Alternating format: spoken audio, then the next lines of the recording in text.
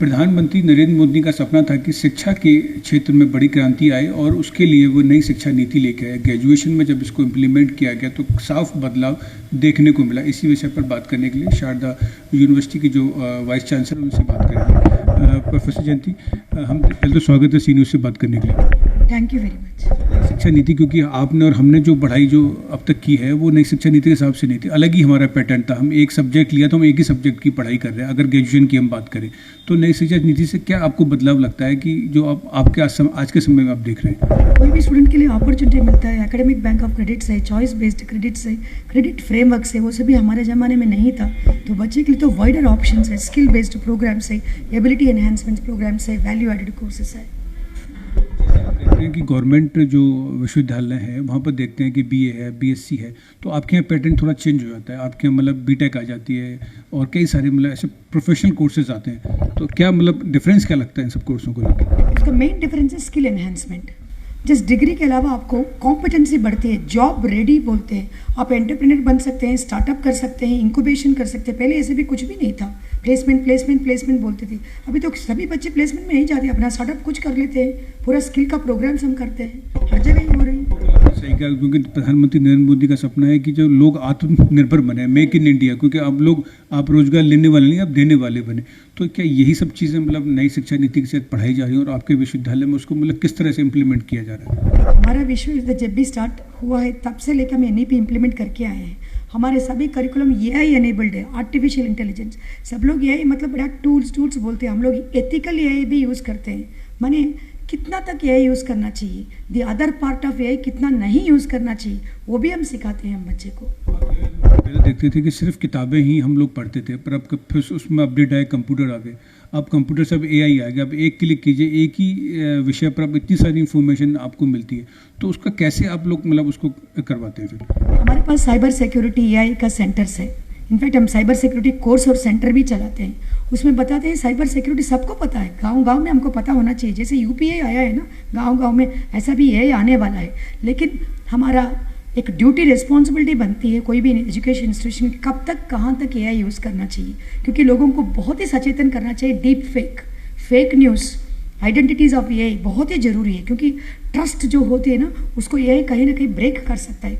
हमारा यूनिवर्सिटी इसी चक्कर में हर जगह हर स्टूडेंट को हम सेंसिटाइज करते हैं। गाँव में प्रधानों के पास जाके बोलते हैं ये एक एडवांटेज है, डिसएडवांटेज है, ये को सेंसिबली यूज़ करेगा, ये एथिकल एआई बोल के हम एक्चुअली कोर्सेज और स्किल प्रोग्राम देते हैं उसमें।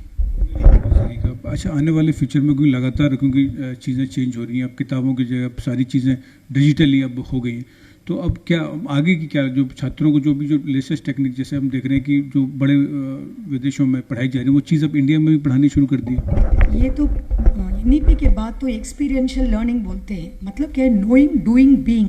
आपके पास क्या ज्ञान है, आप क्या जानते हैं और क्या बनते हैं, नोइंग डूइंग बीइंग। इसको एक्सपीरियंशियल लर्निंग में आपके पास स्किल्स चाहिए, नॉलेज चाहिए, एटीट्यूड चाहिए बोलते हैं। जैसे ही अब्रॉड, इनफैक्ट अब्रॉड से भी ज़्यादा बढ़िया हमारा सनातन में जो भी आया है वो जो एनईपी में आ गया है। इसकी वजह से बालक कोई भी क्लास में नहीं रहता है आजकल, ज़्यादा से ज़्यादा 25-27 घंटे पर वीक रहता है। उसके बाद फील्ड विजिट में जाता है, प्रोजेक्ट में जाता है, डिस्कशंस करता है, डिबेट करता है, कम्युनिटी कनेक्ट करता है, को करिकुलर एस्पेक्ट्स करता है। मतलब लर्निंग है ना बियॉन्ड क्लासरूम हो गया है। काफ़ी फ़र्क आया, क्योंकि जो छात्र हैं उनकी कहीं ना कहीं पर्सनालिटी पर लगातार डेवलप हो रही है, नई नई चीज़ें सीख रहे हैं, और मतलब जो विदेशों में और जो इंडिया में हो रहा है वो उसको मतलब अंतर भी पहचान रहे हैं कि हम ये करेंगे तो शायद हमें क्या। अब जो नई शिक्षा नीति जो छात्र भी आपके पढ़ रहे हैं उनके लिए क्या विशेष है आपकी? देखिए, जेन जी के लिए एक ही इन्फॉर्मेशन है, हमारा इंडिया के जेन जी कभी भी स्पेशल रहेंगे, कभी भी भारतीय रहेंगे, अनलाइक अदर कंट्रीज़। क्योंकि उनको पता है कहाँ तक टेक्नोलॉजी यूज़ करना है, कहाँ तक यूज़ नहीं करना है। इनके पास देशभक्ति है, राष्ट्र के लिए बहुत सेवा करने के लिए भक्ति भी है। जेनजी के लिए दो चीज़ें, टेक्नोलॉजी को बढ़िया यूज़ करना, how much is too much बोलते हैं, so you use technology only according to this.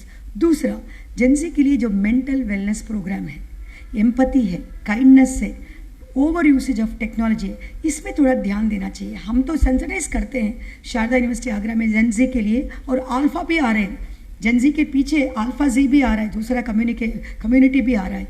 इन लोगों के लिए एक ही चीज़ है, how do you actually mentally focus yourself, क्योंकि कॉन्सेंट्रेशन पावर है ना जैसे क्लास में 1.5 घंटा बैठा करते थे, अभी 50 मिनट बैठना ही थोड़ा मुश्किल हो गया है आजकल। सो इसमें ना उनको टैक्टफुली स्मार्टली लाइफ को कैसे देखना है, I think Gen Z is catching. हमारा भारतीय Gen Z is always very good, they are patriotic. लगातार शिक्षा के क्षेत्र में नई नई चीज़ें अपडेट हो रही हैं। अब किताबों की जगह अब कंप्यूटर ने ले लिया। अब आने वाले समय में एआई इतनी स्पीड से बढ़ रहा है, तो कहीं ना कहीं जो शिक्षक हैं जो कहीं ना उनको फ़ायदा मिलेगा, और जो यूनिवर्सिटीज़ में जो नई नई चीज़ें जो करने का प्रयास कर रहे हैं, जो विदेशों में जो पढ़ाई हो रही है, वो अब अपने भारत में नई शिक्षा नीति के तहत कहीं ना कहीं लाने का प्रयास किया जा रहा है। अपने साथी अतुल के साथ लक्ष्मी राज सिंह, सी न्यूज़ आगरा।